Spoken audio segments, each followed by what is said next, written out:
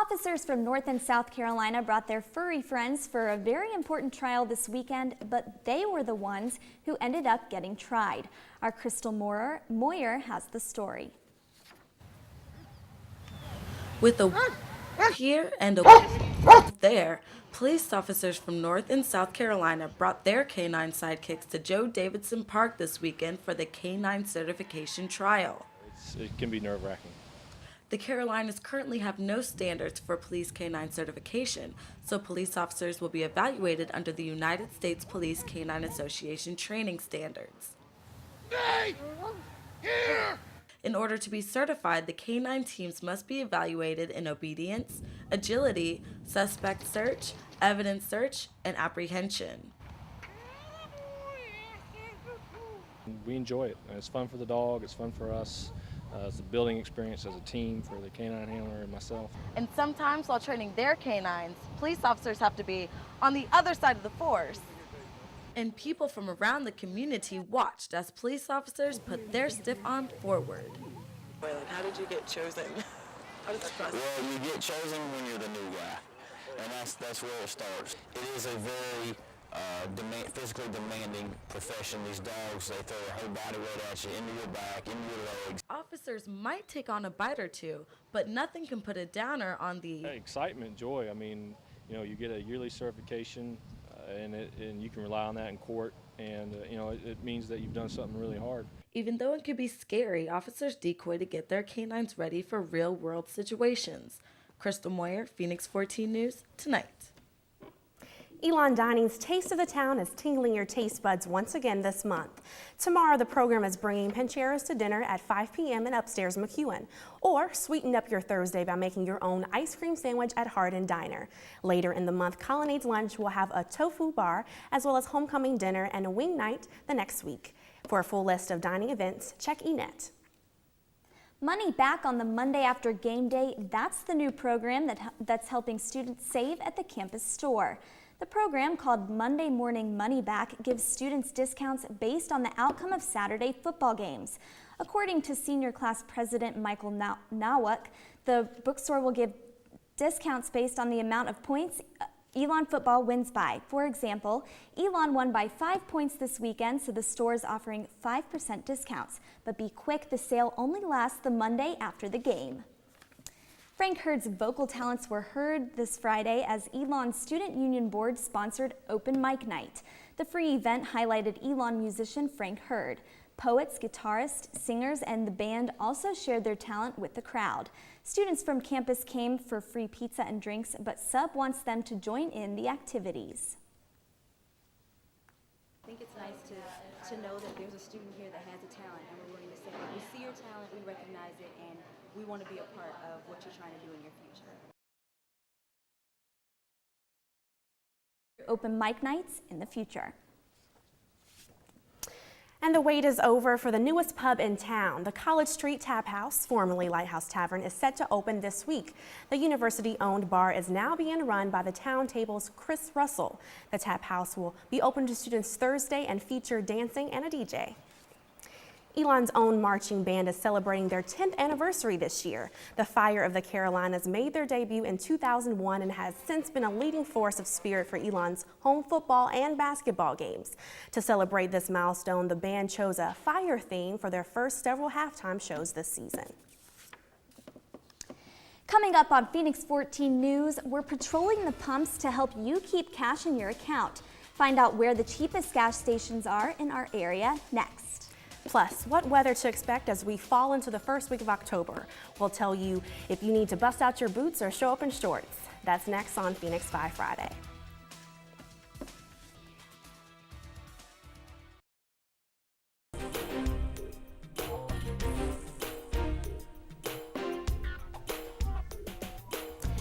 Now how to put gas in your tank and keep money in your pocket with Phoenix 14's Pump Patrol. The cheapest gas you'll find this week costs $2.57 at the Texaco station on South Church Street. Topping your tank at the Kangaroo on the corner of Williamson and Haggard will cost you $2.59 a gallon, and the Marathon station on West Haggard is at $2.61. Now a look at your Phoenix 5-day forecast. Tomorrow you'll see mostly sunny skies with a high of 66 degrees, but watch out for that low at night. Temperatures are expected to dip as low as 43 degrees. Yikes. Warmer weather will be back on Wednesday at 68 degrees, and the rest of this week will keep warming up with sunny skies and temperatures in the mid to upper 70s, just in time for great weekend weather. Coming up, Elon softball is showing off some bling after a SoCon victory leaves their legacy. We have more on that story after the break. And finger-licking fried food at a fair near you. See what bizarre foods are sizzling up at one Southern favorite. Plus, what you need to know about our state fairs coming up.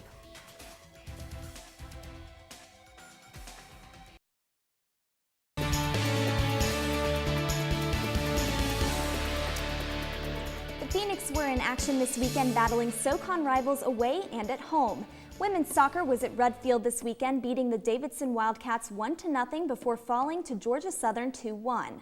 Men's soccer was down in Greensboro this weekend playing against UNCG, and they came back winners, defeating the Spartans 1-0. The Phoenix volleyball team was away this weekend. They beat Western Carolina 3-1, but fell to the App State Mountaineers 3-1. And football was in action for its second home game of the season. An early lead helped the Phoenix keep up the edge over Samford, ending the game with a W at 24-19. Bling was big for the softball team this weekend. The Elon softball team received their championship rings on Saturday. The team beat UNC Greensboro 6-3 in the Southern Conference Championship game in May. It is the team's first Southern Conference Championship title.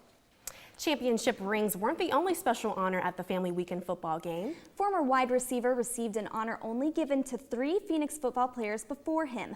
Laura Levitt joins us with more. Another great athlete remembered. I met up with Terrell Hudgens to see how he feels about having his jersey retired. We retire the number 19 jersey of former wide receiver Terrell Hudgens. The strong playing career and an even better attitude gave Elon reason to retire Terrell Hudgens' jersey this weekend. He is just the 4th Elon football player to receive this honor. It's not like breaking a new record, you know.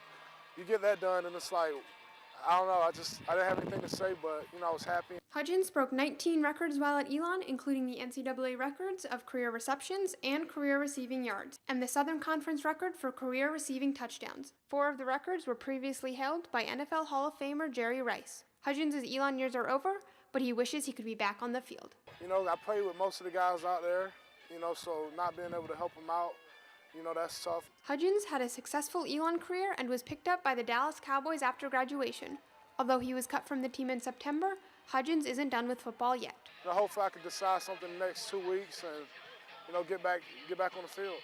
Laura Levitt, Phoenix 14 News. Hudgens is going to hang his jersey in his home, but check out the Hall of Fame wall in Rhodes Stadium to see a replica of the number 19 jersey. Thanks, Laura. Fried Pop-Tarts and fried beer, hardly the diet for student athletes at Elon, but fairgoers down in Texas were eating it up, literally. The Pop-Tarts are dipped in dough, then fried till they're crisp. As for the fried beer, the beer is frozen and then covered in dough, then it's fried till it warms up a bit. Looks good to me. Need your fix of fried food? No problem. The Dixie Classic Fair in Winston-Salem is on until October 10th, and 4 days later, the North Carolina State Fair rolls in. The fair starts October 14th and runs through the 24th in Raleigh. Adult admission is $6 if you buy online before October 14th and $8 at the gate. The fair features all sorts of fried food, rides, games, and much more. That's all the time we have for this Phoenix 14 News. Be sure to stay connected with us all week long.